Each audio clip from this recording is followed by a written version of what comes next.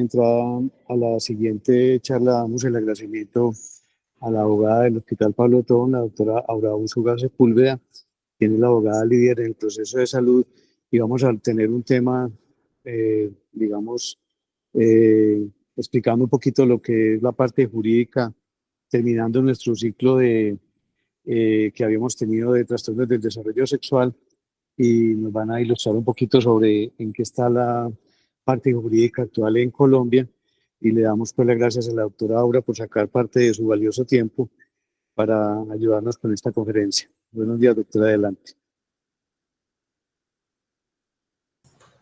Bueno, muy buenos días para todos. Vamos pues como a tratar de optimizar un poquito el tiempo, porque pues infortunadamente me citaron a una reunión también como de urgente en la dirección y debo estar solamente hasta las 7:30, pero creo pues que es suficiente para lo que tengamos que conversar.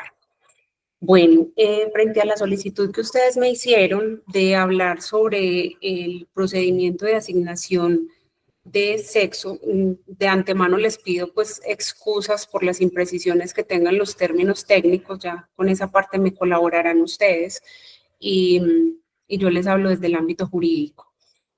Digamos que en este momento al respecto no tenemos un desarrollo normativo en Colombia lo suficientemente robusto para decir que tenemos directrices fijas o seguras de las cuales nos vamos a apoyar para tomar estas decisiones que son trascendentales en el desarrollo de los niños. Todo lo que hoy tenemos de sustento jurídico son sentencias o fallos de tutela de casos muy puntuales, y es a través de esta jurisprudencia donde se han apoyado la toma de decisiones. Tenemos como más o menos 4 o 5 sentencias en las que se ha hablado del tema, pero que se resuelven, como les digo, de manera muy puntual los casos, y que obviamente eso va generando un antecedente judicial donde se hace como una sinonimia de los casos y de esa manera se puede ir tomando.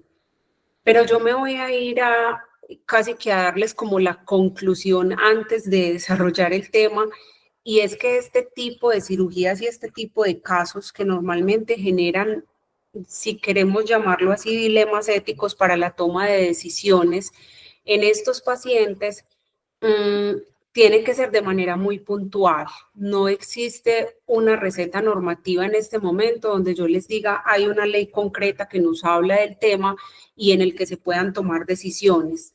Como les digo, todo es un desarrollo jurisprudencial y en ese orden de ideas pues toca analizar cada caso en concreto. Lo otro es que a través de ese desarrollo jurisprudencial se viene dando un fuerte, digamos, apoyo judicial a la autonomía de los niños. Entonces, ahí es donde se ven frenadas estas tomas de decisiones. Antes era muy fácil porque todo estaba amparado en el consentimiento sustituto. Entonces, los papás los que tenían la facultad de tomar estas decisiones por los menores. Todo este desarrollo jurisprudencial que ha hecho darle más derechos a los niños, hacerles respetar la manifestación de su voluntad y que la decisión se tome con fundamento en la decisión del niño, teniendo en cuenta pues su criterio. Justamente este año, salió una resolución, esta resolución es del Ministerio de Salud, que habla del consentimiento y el asentimiento pediátrico, y lo que nos está como reforzando aquí, o el concepto nuevo que nos trae, es la autonomía progresiva de los menores. Pero esta autonomía progresiva de los menores no se asume de manera pues como literal, no es una cosa que esté completamente expresa en la norma y que diga que ya la autonomía progresiva se tiene en cuenta con independencia de la parte psicológica del niño. Esta norma lo que hace es dar las herramientas para que médicamente se valore a los niños cuando se tienen que tomar decisiones trascendentales y que se tenga en cuenta la decisión de esa toma, que se tenga en cuenta la opción que el menor tenga en esa toma de decisiones. La norma digamos que la parte que dejó más concreta y más expresa son en menores de edad que tengan 14 años cumplidos, porque ellos podrán firmar su consentimiento y podrán decidir qué es lo que les parece mejor en el tratamiento que les están ofreciendo.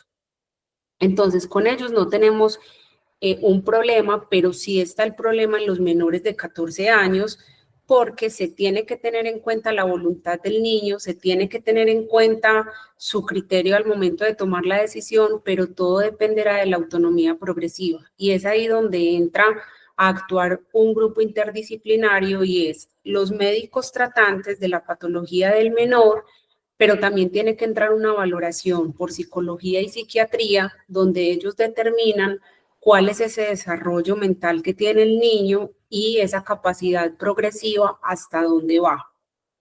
Para el tema puntual, que es el que nos convoca en esta reunión, de la asignación de género, la norma fue muy tajante al decir que los padres no pueden tomar esa decisión. Tiene que ser que haya un riesgo en los primeros 5 años de vida, y aquí ya entra como una parte muy médica, que es el criterio médico, la funcionalidad del órgano para los niños y que haya una afectación directa a la vida. Y ahí juega obviamente un papel supremamente importante y protagónico el criterio médico, donde el médico, a través como del conocimiento del paciente, pues dirá que con múltiples exámenes, con todo el criterio de todo el grupo multidisciplinario, dirán hasta dónde la cirugía del niño requiere urgencia. Si no se requiere una urgencia demostrada médicamente, se tendrán que hacer únicamente las cirugías que sean de carácter funcional, y esa reasignación tendrá que darse en el momento que el menor empiece como con esa madurez psicológica que la tiene la norma, más o menos de 6, 7 años en adelante. Los menores como de 5 años hacia atrás, pues entra también el criterio de los padres, siempre y cuando esto no vaya en contravía del libre desarrollo de la personalidad. Es decir, si la cirugía no es urgente, si la cirugía no pone en riesgo la vida, incluso parte de la jurisprudencia hablaba de ese desarrollo psicológico que se ve afectado por no hacer esa asignación de sexo en los primeros años, con criterios médicos obviamente, pero también hacen un desarrollo jurisprudencial en que dicen que estos niños pueden tener ese golpe psicológico aún peor cuando la asignación se haya hecho contraria al querer del menor. Entonces, miren que ahí no es que tengamos la receta para hacer la torta, sino que toca llevar cada caso puntual a un estudio multidisciplinario y, si se quiere, escalado al comité de bioética que tenga cada institución de salud, porque van a ser procedimientos que definitivamente la ley cada vez los coarta más para que sea un tercero quien tome la decisión y no quien realmente pues es el que va a estar sometido, que para el caso concreto es el menor de edad. Entonces, con fundamento en esa resolución y en la jurisprudencia que se ha desarrollado hasta el momento, cada caso en concreto sería el que se tiene que analizar. No hay un desarrollo, digamos que esta resolución es un inicio. De hecho, el año pasado estuvo en proyecto, pero todo el proyecto fue relacionado con la autonomía progresiva. Nosotros hicimos observaciones a ese proyecto pidiéndole al ministerio como que clarificara exactamente cuándo era que los padres podían actuar, pero definitivamente no tuvieron en cuenta las observaciones. Ya sale la resolución y la resolución sale muy marcada. Todo el desarrollo normativo es con fundamento a la autonomía progresiva. En ese orden de ideas y como para encerrar lo que dice la norma es: si el menor no tiene algo que comprometa su vida entre los primeros 6 años de vida, no se podrá hacer una cirugía de asignación de sexo. Tendrá que esperarse a que el menor tenga esa capacidad de decidir y diga cuál es su orientación o qué es lo que quiere. Hay niños muy desarrollados y que probablemente a los 7 años un psicólogo o un psiquiatra diga, pues él tiene claramente lo que quiere hacer. De hecho, acá en el hospital tuvimos un caso hace 2 años con una niña de 8 años y pues la niña claramente decía cuáles eran sus preferencias, se le hicieron varios análisis psiquiátricos y psicológicos y finalmente pues se decidió que la niña tenía toda la razón en su parecer y en lo que quería. Pero ya no se pueden tomar decisiones única y exclusivamente con el criterio de los papás. Entonces, eso es lo que tenemos en este momento normativamente hablando. Si ustedes tienen preguntas, si les quedan como dudas al respecto, adelante. Buenos días, doctor. Yo tendría una pregunta y es, pues siempre hemos pensado que estas pacientes cuando ya, digamos, no se hacen en la infancia, uno espera hasta los 18 años. Entonces, a partir de los 14 ya una persona puede decir, quiero esta cirugía o quiero la otra, o hay que esperar hasta los 18.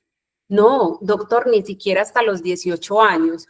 Mire que esta norma lo que nos trae es el consentimiento con una autonomía progresiva.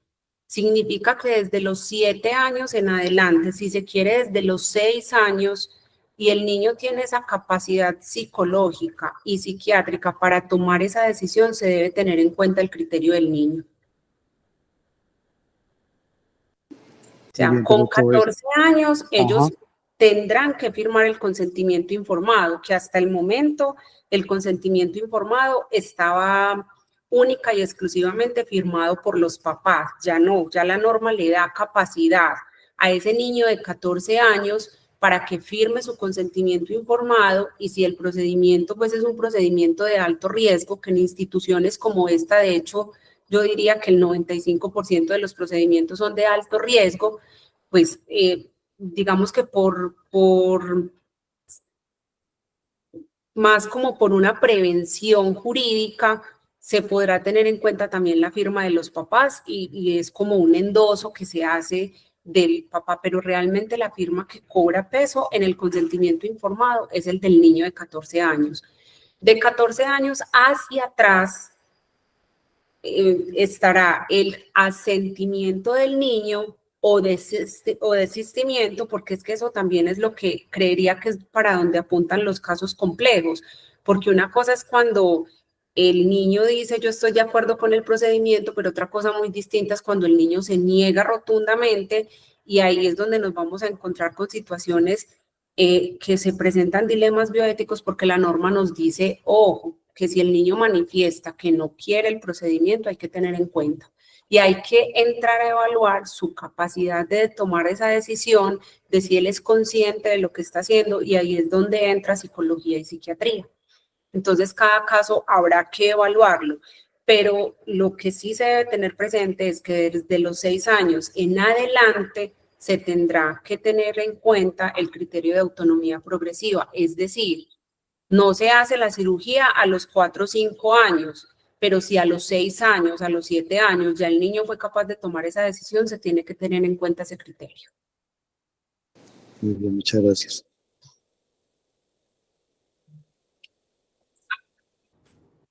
Buenos días, doctora. Soy Natalia Herrera, cirujana pediátrica del hospital y en múltiples ocasiones usted. Doctora, por favor, le pone un poquito de volumen al micrófono, no se le escucha bien. No sé si ahí me escucha mejor. Ahí mucho mejor, sí. Bueno, doctora, primero pues agradecerle las múltiples ocasiones en las que me ha asesorado y he requerido de su ayuda que ha sido como muy precisa y muy oportuna. Y yo tengo una pregunta y de antemano me excuso por una absoluta...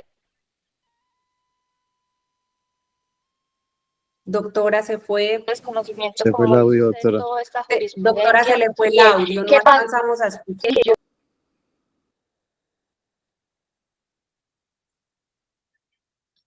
Sí, hay mejor ya. No sé si ahí me escucha mejor. Bueno, mi pregunta es, ¿en qué pasaría o tiene alguna repercusión si yo tomo una decisión, por decir algo, en este momento sobre una cirugía en este tipo de entidades y patologías y la norma cambia, digamos, en unos 2 años Pues yo tendría algún riesgo desde el punto de vista legal, sabiendo que en el momento en el que se tomó la decisión o que se hizo el procedimiento, regía otro tipo de jurisprudencia. No, miren, cuando las normas, es muy importante digamos, como la vigencia normativa cobra demasiada importancia al momento de tomar una decisión.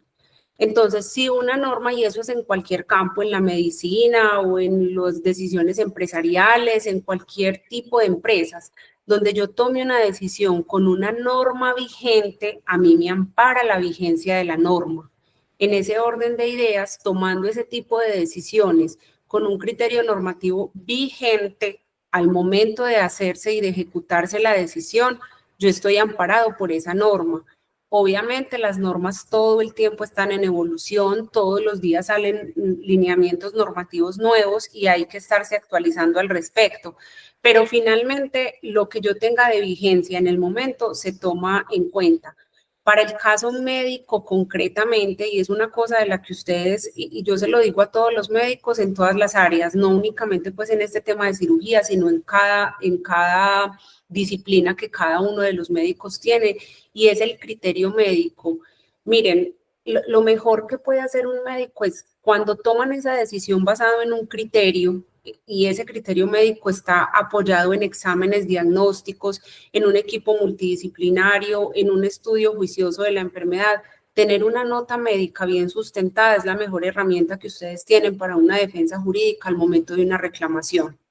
Yo he tenido muchos casos en el hospital donde me dicen, es que ahora yo hice esto, aquello, lo otro, mira, le ofrecí a la familia esto, y le digo, claro, doctor, muy bien, venga, miremos la historia clínica. Y la historia clínica es una historia donde las notas médicas son de 2 renglones. Entonces yo le digo, ¿dónde está el sustento de lo que usted hizo?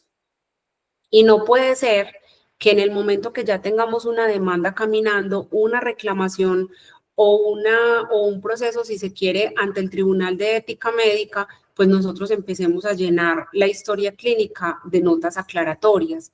Es muy distinto que yo me equivoque hoy haciendo una nota médica y hoy mismo o el día de mañana en la inmediatez yo digo, venga, yo hago una nota aclaratoria porque me equivoqué haciendo esto, pero no cuando ya un proceso está caminando.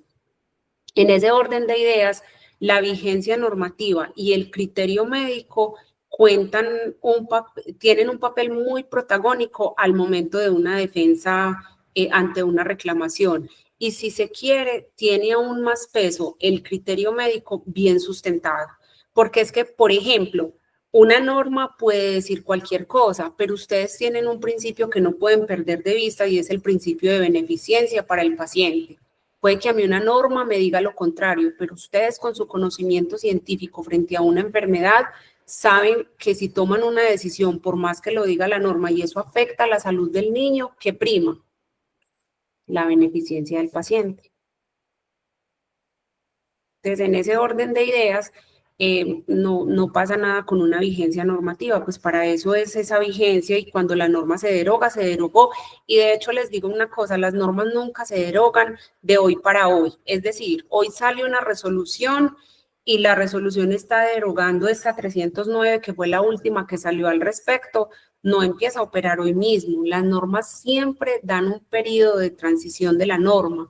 Entonces, ¿qué dice la norma? Bueno, la resolución 309 del 2025 es la que está vigente para la toma de decisiones en menores de edad, pero ya salió una norma nueva y empieza a regir a partir del 20 de agosto.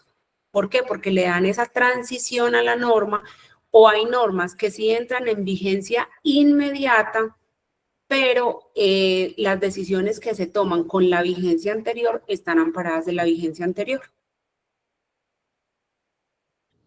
Entendido, muchísimas gracias. Con mucho gusto, doctor.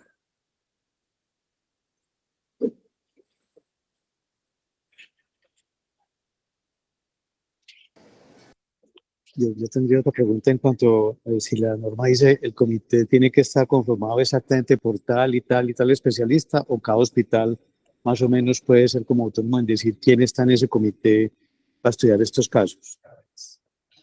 Pues doctor, la norma no es específica, siempre nos ha hablado como de esta todas las normas en salud, si se quiere, hablan siempre de los staff médicos, que normalmente es el equipo multidisciplinario que se encarga de ver el paciente. Pero para la valoración de la autonomía progresiva, la norma sí es específica al decir que para mirar esas habilidades cognitivas y esa toma de decisiones del menor, el equipo multidisciplinario tratante de la patología del paciente deberá apoyarse en una interconsulta y en una valoración con psicología y psiquiatría. Muchas gracias. Con mucho gusto.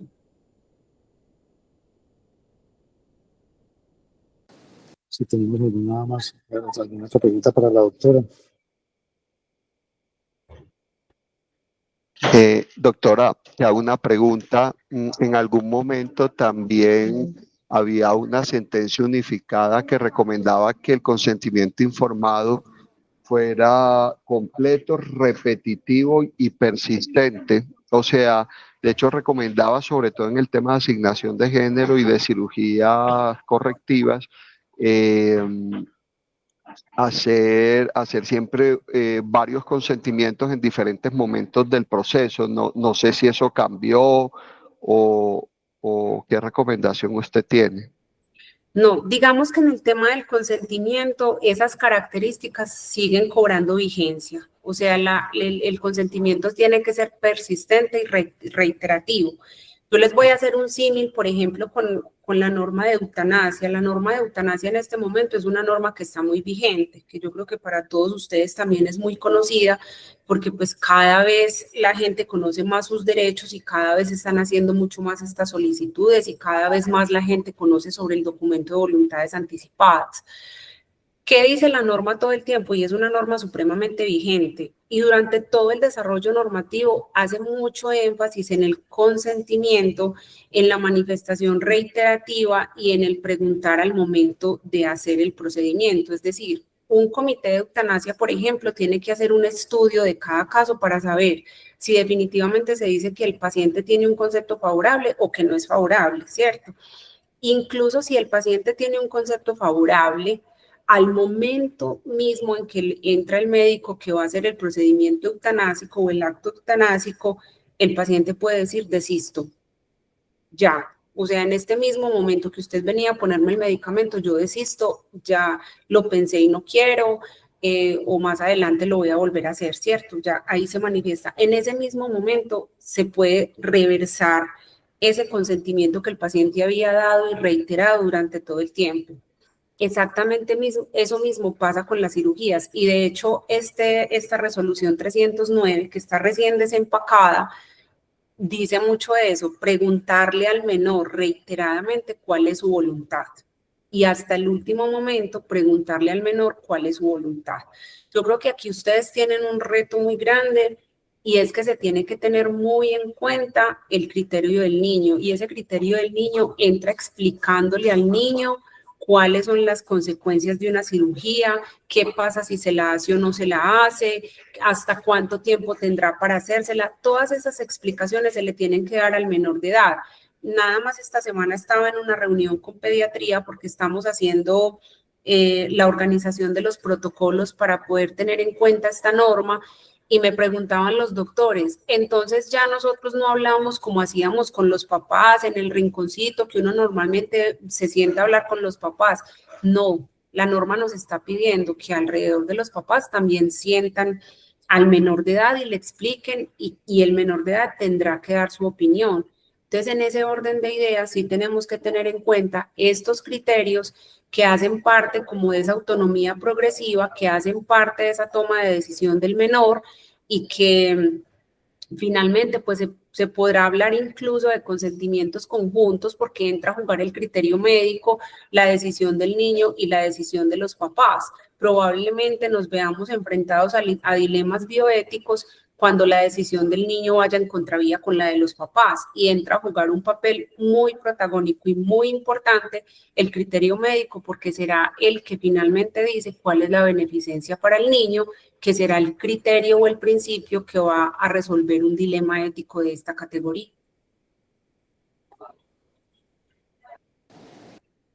Muy bien, muchas gracias, doctora, muchas gracias por su tiempo. Sabemos que es que tiene su otra reunión y me gustaría, pues, en otras oportunidades, pues, volver a esta parte, porque me parece muy importante eso del consentimiento, pues, como usted lo menciona, lo que se va a volver, que es prácticamente conjunto. Entonces, Total. Y nos parece, sí. obviamente este tema de derechos cada vez es más progresivo, cada vez es más progresivo. Miren, por ejemplo, en este momento, como les hacía el símil ahorita con el tema de eutanasia, empezamos con una sentencia y en este momento tenemos un gran desarrollo jurisprudencial y normas, digamos que estamos pegados de el querer obrar del Congreso, que se ha tardado mucho, pero que ya estamos llenos de resoluciones, que a través de sentencias jurisprudenciales la Corte ha ordenado que se saquen esas resoluciones. Eso mismo está pasando con el consentimiento progresivo. Fueron muchas sentencias las que hablaron de la autonomía progresiva del menor y que se iban dejando como en el trasero, como ahí y lo tomamos si se conviene o no se conviene. ¿Qué hizo en estos momentos el ministerio? Pues ya tiene una resolución, porque obviamente fue la Corte quien le ordenó hacer esa resolución y que probablemente vamos avanzando todos los días en la misma. Como les decía al principio de este espacio, esto no es una receta de una torta, cada caso tendrá que analizarse y creo pues que estamos para trabajar en conjunto, ustedes desde esa parte científica y médica y nosotros analizando todo el tema legal. Sobra decirles que acá somos de puertas abiertas, que estamos para colaborarles en cada caso donde tengamos que buscar ese pedacito legal para lograr y siempre salvaguardando tanto la responsabilidad jurídica del hospital como la de ustedes como profesionales médicos. Muchas gracias, doctora. Bueno, entonces no siendo más, para todos un feliz día y sí, continúen en su reunión académica, que estén muy bien. Muchas gracias. Bueno, hasta luego.